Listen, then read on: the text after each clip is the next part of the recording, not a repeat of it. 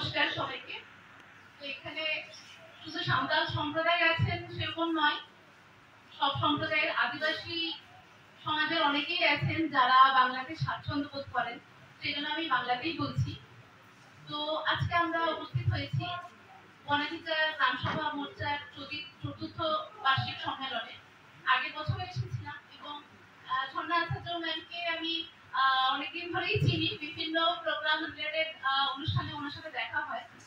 আর সেজন্য এখানে যে আমাকে ইনভিটেশনটা দিয়েছেন সেজন্য ওনাকে আমি অসংখ্য ধন্যবাদ জ্ঞাপন করব।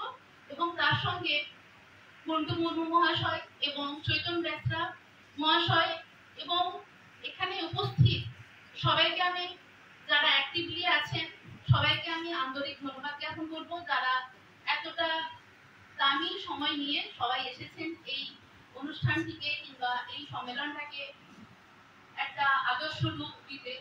সেই জন্য সবাইকে আমি অসংখ্য ধন্যবাদ দেব। দু একটা কথা বলবো এই বিষয়ে। আমরা নগরায়নের পথে চলেছি, সিভিলাইজেশন হচ্ছে, কিন্তু তার সাথে আমরা এটা খেয়াল করে উঠতে পারছি না অনেকেই যে সিভিলাইজেশনের সাথে সাথে আমরা যে ডিফরেস্টেশন করছি সেটা কিন্তু মানে দেখেও না দেখার ভান করেন অনেকেই। এই যে ডিফরেস্টেশন মানে বনচ্ছেদন হচ্ছে, এটার জন্য আমাদের সোসাইটি কি আমাদের পৃথিবী কত ধ্বংসের দিকে এগিয়ে চলেছে সেটা অনেকেও দেখেও বুঝতে পেরে উঠছে না ঠিক করে। একটা আদিবাসী অধ্যুষিত এরিয়ায় যেখানে জীবন জীবিকার মূল উপাদান কিংবা রসদ সেই ফরেস্ট থেকে পাচ্ছে, সেগুলো যদি ডিফরেস্টেশন করা হয় সেক্ষেত্রে কতটা তাদের জীবিকা কিংবা তাদের জীবনযাপন সমস্যার মুখে পড়ে সেটা সেই আদিবাসী এরিয়ার মানুষরাই বুঝতে পারেন। এবং আমরা খেয়াল করে দেখেছি এখন আদিবাসী মানুষরা অনেকেই নিজেদের অধিকার নিয়ে অতটা সচেষ্ট নন, নিজেদের যে জমি জঙ্গল এটার অধিকার রয়েছে সেটা নিয়ে সচেষ্ট হতে হবে আমাদেরকে। এবং এই বিষয়ে এই যে গ্রাম সভাগুলো বিভিন্ন জায়গায় আছে, গোপীবল্লভপুর, নয়াগ্রাম, বিনপুর, যে যে এরিয়ায় গ্রাম সভাগুলো আছে তাদের অ্যাক্টিভ পার্টিসিপেশন ভীষণভাবে ইম্পর্টেন্ট। কারণ এনারাই একমাত্র পারেন সেই আদিবাসী যারা জানেন না যে নিজেদের অধিকার কি সেই বিষয়ে তাদেরকে সচেষ্ট করা। এবং আগামী দিনে বিভিন্ন রকম কর্মসূচি, এই যেমন আজকের এই কর্মসূচি, আমরা এতজন গেট টুগেদারে এসেছি এবং বিভিন্ন মত বিনিময় হচ্ছে, এই নিয়ে যারা জানেন না তারা জানতে পারছেন যে বনাধিকার কি এবং কিভাবে এর ইমপ্লিমেন্টেশন জরুরি সেটা আমাদের জানা এই মিটিং গুলোর মাধ্যমে কিন্তু আমরা জানতে পারি। অনেকগুলো গুণীজনরা আসেন, তাদের মূল্যবান স্পিচ দেন এবং সেখান থেকে অনেকে সমৃদ্ধ হন এবং আগামী দিনে এগোবার একটা কিংবা প্ল্যানিং একটা কর্মসূচি করা যেতে পারে।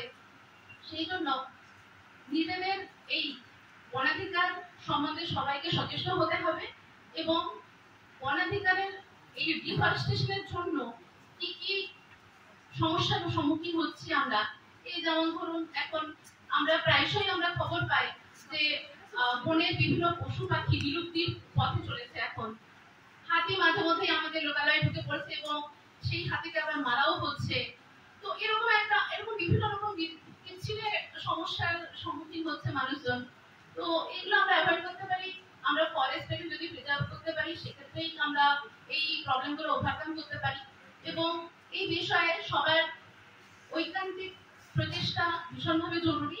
এবং আগামী দিনে এই গ্রামসভা, বনাধিকার গ্রামসভা মোর্চা এগুলো কর্মসূচি যাতে পজিটিভ ভাবে ইমপ্লিমেন্ট করতে পারে সেই বিষয়ে আমরা সচেষ্ট রাখবো। কারণ একটা বড় কিছু করতে গেলে কিন্তু একদম গ্রাসরুট লেভেল থেকে আমরা শুরু করতে পারি, বেবি স্টেপ নিয়েই আমরা বৃহত্তর কিছু করতে পারি সমাজের জন্য। এবং সেই বেবি স্টেপটা কিন্তু এই গ্রাম সভায় বলা যায়, একেবারে প্রাইমারি স্টেজে আছে গ্রাম সভা। গ্রাম সভার পরে আমরা ডিস্ট্রিক্ট লেভেল কি আমরা ন্যাশনাল লেভেলে এই আমাদের দাবিগুলো আমরা জানাতে পারি, সেই বিষয়ে আমরা বৃহত্তর কিছু করতে পারি। তো এই জন্যই আমি সবাইকে অসংখ্য ধন্যবাদ দেবো। আজকের এই সম্মেলনটাকে পজিটিভ ইমপ্লিমেন্টেশনে যাতে যায় সেটা খেয়াল রাখতে হবে। তো আজকে আমি এইটুকু বলেই আমি আমার বক্তব্য শেষ করছি। সবাইকে অসংখ্য ধন্যবাদ। মৌসুমী মুর্মু হোলসেল জোড়া উনি বললেন যে আমাদের এই সম্মেলনটা যেন সফল হয় এবং গ্রাম স্তরে গণাধিকার গ্রামসভা বা গণাধিকার আইনে গ্রামসভা গড়ে তুলতে হবে এবং শক্তিশালী করতে হবে। আর আমাদের বন পালন এবং বন রক্ষা করতে হবে। বন রক্ষা মানে শুধু যে আমাদের আজীবিকা নয়, তার সাথে জীব বৈচিত্র্য অর্থাৎ পশু পাখি সবাইকে নিয়ে আমরা যেভাবে আগে আমাদের পূর্বপুরুষরা থেকেছেন সেইভাবেই আমাদের থাকতে হবে। অনেক অনেক ধন্যবাদ। পরিচয় জোড়া।